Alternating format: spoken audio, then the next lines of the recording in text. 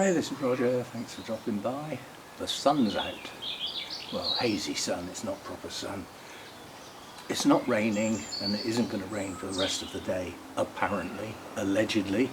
So I thought I'd get this bit of pruning done. It's not very exciting and my back is good enough to do this sort of job. So Buddleia. Now, two ways to prune Buddleia. Early in the year, like beginning of February, cut it down virtually to the ground and it will grow strong and push out good growths, and it will have a really good flowering late in the year. The other way is to leave it a bit until it actually starts to grow and then pick on a set of strong shoots that will push on and bloom not quite as well but earlier in the year. And as I didn't get these to just look pretty, I got them for the butterflies. I need the blooms as early as possible. So that's the style I'm picking on. Well, it's too late to go back to the beginning of February. So it's a matter of looking for a strong shoot, or better still, a pair of shoots, and just basically round off the shape. I've got my trusty bag holder here so that I don't have to keep bending down. I'm also looking for shoots that face outwards, and then we've got the great big central column here effectively. I should think that's probably the strongest shoot there, so we'll go back to that one. So it's still got the bloom heads on from last year, and then this one, there's a pair there. We'll go back to the pair. So that's all that one's going to get. As I say, hopefully it will push on now. Just got a couple of wispy bits around the bottom that serve no purpose.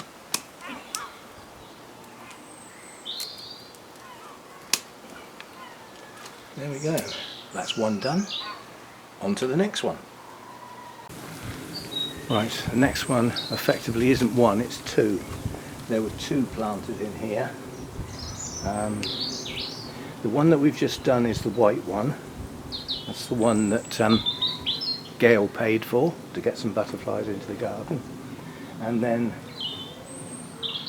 these two, one's a deep purple and one's the traditional pink style. Which one's which I don't know. We'll have to wait for it to flower, won't we? But a similar idea here is to pick on a pair, if possible, of shoots, relatively low down, but not too low. And I don't cut too close to the buds in question, because I don't want dieback taking out the two buds that I cut back to. So these side shoots I ought to take off really, but no. As I say, I want to get to blooming as soon as possible.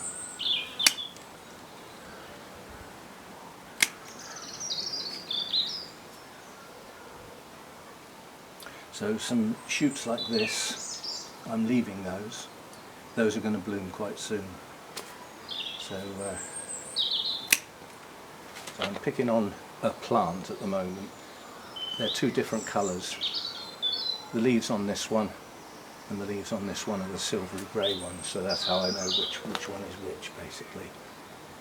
Again, that's going to bloom soon, so I'm only going to go back to there. I'm cutting obvious blooms off. So that's the silvery grey one done. There's just a few bits down here that might gain some strength if they're trimmed back. That's the silver grey one done. Now we come over to the green one. As I said, which one is which I've forgotten. Again, I'm looking for the strongest shoots. Again, there's a shoot here, that's going to bloom relatively soon. So although that branch ought to be pruned back, I'm going to leave it. As I said, I'm not cutting off shoots that have the potential to bloom in the not too distant future. that way we catch some nice early blooms for the butterflies sooner than perhaps it would have been otherwise.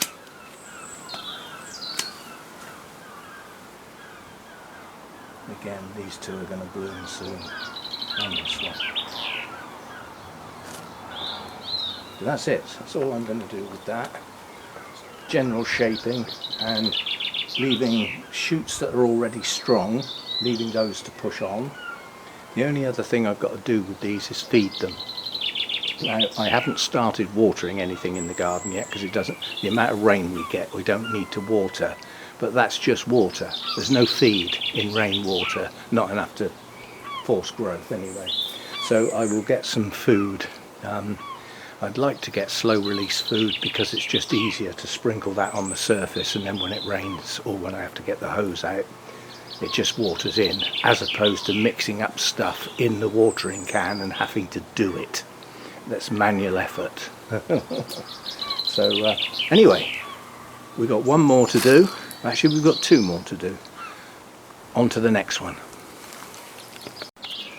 Okay, up in this corner, the tub itself was full of weeds. I've sprayed them with a weed killer, so they are dying off now. This is a fuchsia.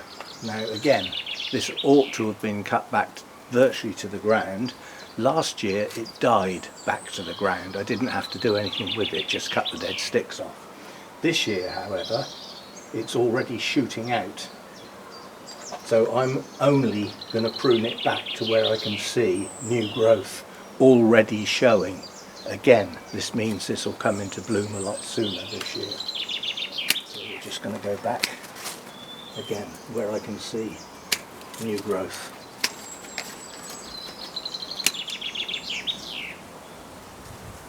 Which is pretty obvious. It's not exactly hard work. Yeah.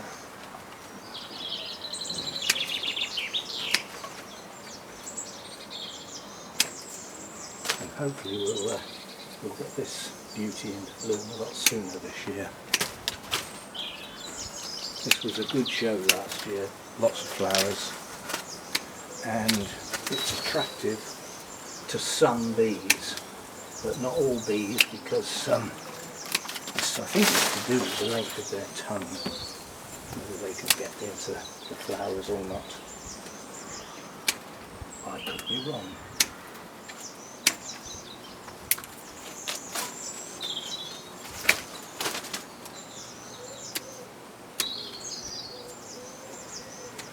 That'll do for that.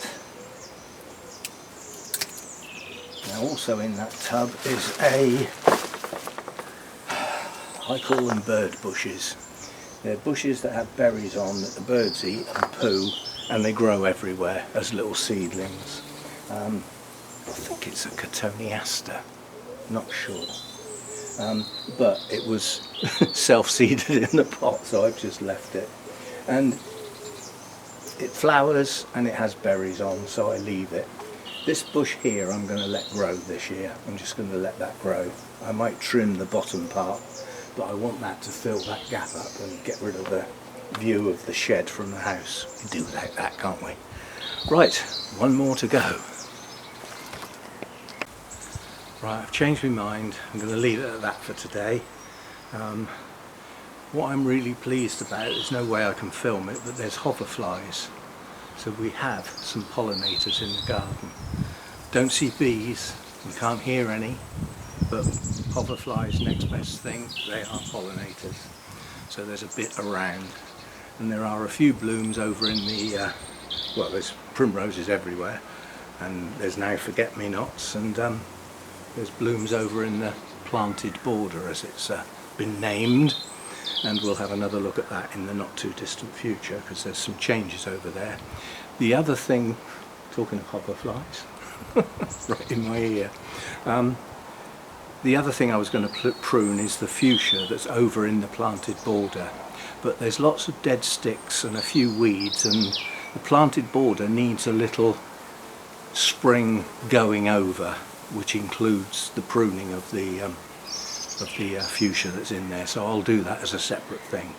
Anyway, thanks for dropping by. It's nice to do some tidying without having to get chainsaws and giant hedge trimmers and huge tools out. Nice to be able to work in the garden with that.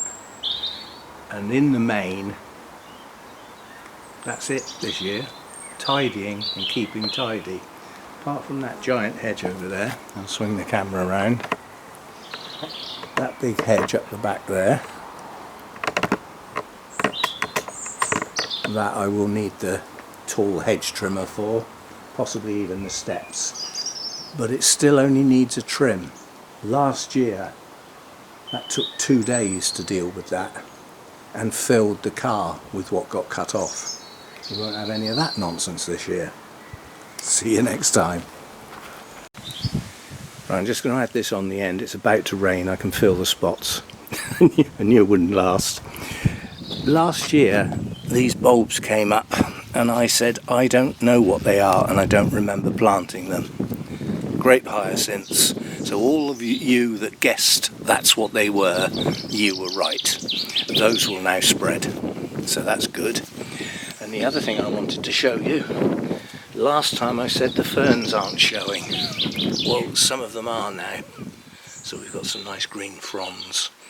And what I wanted to show you, if I can get a close-up, is the first wild violet in the garden. See you next time. And now that all the work's finished, the helper's arrived. It's no good coming out here to help when I've finished. He's starting to spend a reasonable amount of time outside now. And it's the sun. He just loves sitting in the sun. And I like watching him sitting in the sun. Funny cat.